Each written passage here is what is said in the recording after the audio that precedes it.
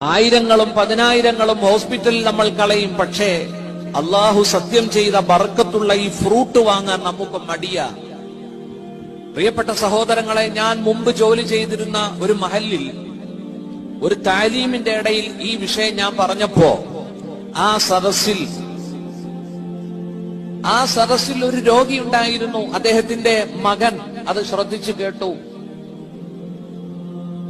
അദ്ദേഹത്തിന്റെ രോഗം പൈൽസ് എന്ന് പറയുന്ന രോഗം, മലദ്വാരത്തിലൂടെ ബ്ലഡ് നിർഗളിക്കുന്ന രോഗമാണ് ബാസൂർ. പ്രിയപ്പെട്ട സഹോദരങ്ങളെ, ആ യുവാവ് വന്നിട്ട് ചോദിച്ചു, ഇതെങ്ങനെയാണ് കഴിക്കേണ്ടത്?